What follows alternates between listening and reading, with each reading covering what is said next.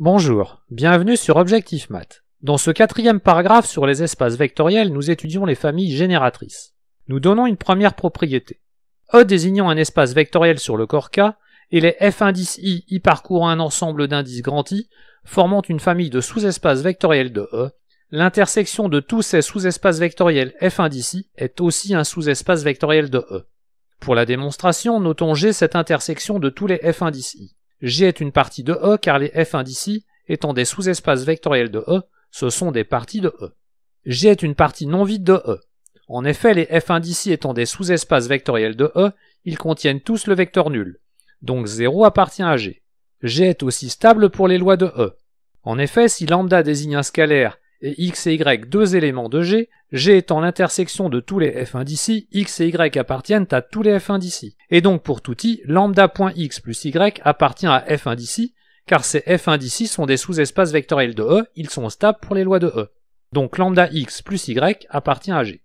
G étant une partie de E non vide et stable pour les lois de E, G est bien un sous-espace vectoriel de E. Donnons maintenant la définition d'une famille génératrice. Soit E un espace vectoriel sur le corps K et F un sous-espace vectoriel de E. Soit A une partie de E ou une famille de E. On dit que A est une partie génératrice de F ou une famille génératrice de F lorsque F est égal à l'intersection de tous les sous-espaces vectoriels de E qui contiennent A. Dans ce cas, on dit aussi que F est le sous-espace vectoriel de E engendré par A, ce que l'on note en écrivant E égale à vect indice K de A. Ce que l'on s'autorise parfois à noter seulement vect de A en laissant le corps de base K sous-entendu, ce qui peut dans certains cas amener à des confusions. Faites bien attention à la terminologie. On dit que A est une famille génératrice de F car en général un sous-espace vectoriel a plusieurs familles génératrices. Mais on dit F est le sous-espace vectoriel engendré par A car pour un espace vectoriel donné E avec un corps de base donné K, il n'existe qu'un seul sous-espace vectoriel de E engendré par A. Voici une petite remarque qui pourra aider à formuler quelques démonstrations. Soit E un espace vectoriel sur le corps K et A une partie de E. Nous avons vu que l'espace vectoriel engendré par A est l'intersection de tous les sous-espaces vectoriels de E contenant A, et que vect de A est un sous-espace vectoriel de E contenant A. Et donc si G désigne un sous-espace vectoriel quelconque de E contenant A, alors vect de A est inclus dans G. On peut donc dire que pour l'inclusion, l'espace vectoriel engendré par A est le plus petit des sous-espaces vectoriels de E qui contiennent A. Regardons maintenant l'ensemble des combinaisons linéaires d'une partie finie. Soit E un espace vectoriel sur le corps K et A une partie finie de E, ou bien une famille finie de E. Notons H l'ensemble des combinaisons linéaires formées avec les vecteurs de A. C'est-à-dire H est l'ensemble des sommes pour I variant de 1 à n des lambda indice I fois A indice I, chaque lambda indice I variant dans K. Alors H est un sous-espace vectoriel de E, et plus précisément H est l'espace vectoriel engendré par A. En voici la démonstration. Si la famille A est vide, on peut considérer que H est réduit au singleton 0, car par convention, une somme vide est nulle. Dans ce cas, la proposition est immédiate à vérifier.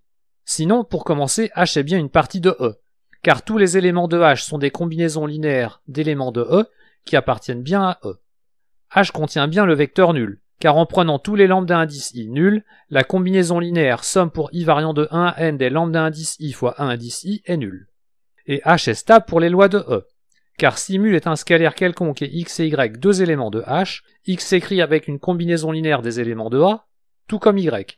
Et on peut écrire mu x plus y comme une combinaison linéaire des éléments de A. Ce qui prouve que mu x plus y appartient aussi à H.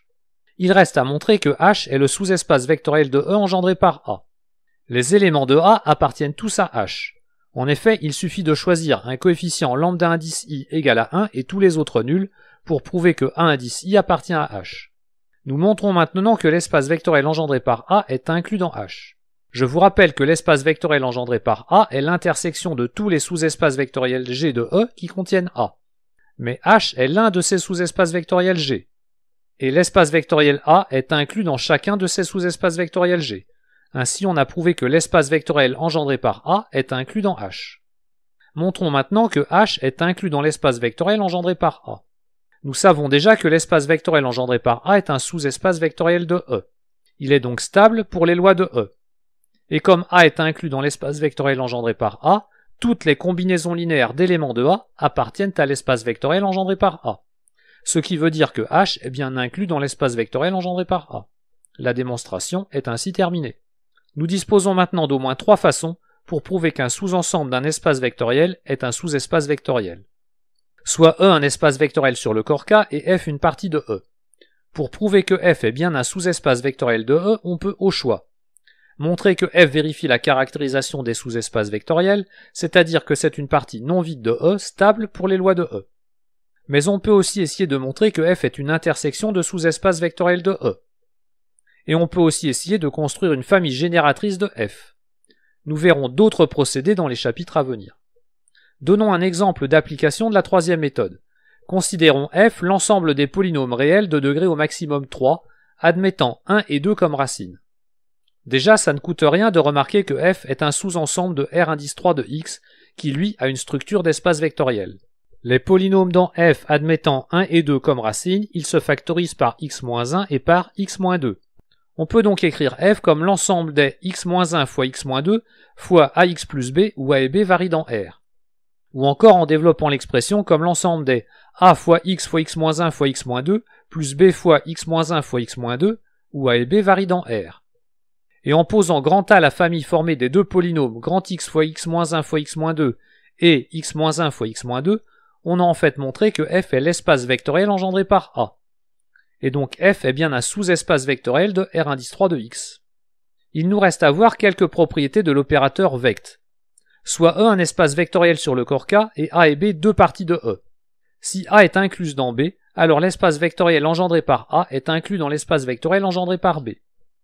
L'espace vectoriel engendré par l'espace vectoriel engendré par A est égal à l'espace vectoriel engendré par A. Si A est une famille libre et que X est un vecteur de E n'appartenant pas à l'espace vectoriel engendré par A, alors la famille A à qui l'on adjoint le vecteur X est encore une famille libre de E. En voici les démonstrations. Pour le premier point, on suppose que la partie A de E est incluse dans B. L'espace vectoriel engendré par B est un sous-espace vectoriel de E qui contient B. Et comme A est incluse dans B, l'espace vectoriel engendré par B est un sous-espace vectoriel de E qui contient A. Mais l'espace vectoriel engendré par A est le plus petit de tous les sous-espaces vectoriels de E qui contiennent A. Donc l'espace vectoriel engendré par A est inclus dans l'espace vectoriel engendré par B. Pour le point 2, on va considérer F un sous-espace vectoriel de E. Nous savons que l'espace vectoriel engendré par F est le plus petit des sous-espaces vectoriels de E contenant F. Mais F est déjà un sous-espace vectoriel de E contenant F. Donc l'espace vectoriel engendré par F est inclus dans F. Mais par définition de l'espace vectoriel engendré par F, on a aussi F inclus dans l'espace vectoriel engendré par F. On peut donc conclure que F est égal à l'espace vectoriel engendré par F. En particulier, l'espace vectoriel engendré par A est un sous-espace vectoriel de E. Et en lui appliquant ce que l'on vient de voir, on peut conclure que l'espace vectoriel engendré par l'espace vectoriel engendré par A est égal à l'espace vectoriel engendré par A. Pour le point 3, on suppose que la famille A est finie et libre. Et on nomme 1 indice 1 jusqu'à 1 indice n ces éléments. On considère également X un vecteur de E qui n'appartient pas à l'espace vectoriel engendré par A. Pour montrer que A union singleton X est libre, nous considérons des scalaires lambda indice 1 jusqu'à lambda indice n plus 1, tels que la combinaison linéaire lambda indice 1 fois 1 indice 1 plus etc. plus lambda indice n fois 1 indice n plus lambda indice n plus 1 fois X soit égal au vecteur nul. Et le but est de montrer que tous les scalaires lambda sont nuls. Supposons que lambda indice n plus 1 soit non nul. Nous pouvons alors exprimer X comme une combinaison linéaire de A indice 1 jusqu'à A indice n, ce qui veut dire que X appartient à l'espace vectoriel engendré par A, ce qui est manifestement en contradiction avec l'une des hypothèses faites sur X. C'est donc que lambda indice n plus 1 est nul. Mais alors la combinaison linéaire initiale devient lambda indice 1 fois 1 indice 1 plus etc. plus lambda indice n fois 1 indice n égale à 0. Et comme A est libre, tous les scalaires lambda indice 1 jusqu'à lambda indice n sont nuls. Ce qui achève de prouver que A union singleton X est libre. Je vous invite à poursuivre votre étude des espaces vectoriels en étudiant le paragraphe 5 consacré aux bases. Voilà, cette vidéo est terminée, vous pouvez me laisser des commentaires et me poser des questions. À bientôt sur Objectif Math.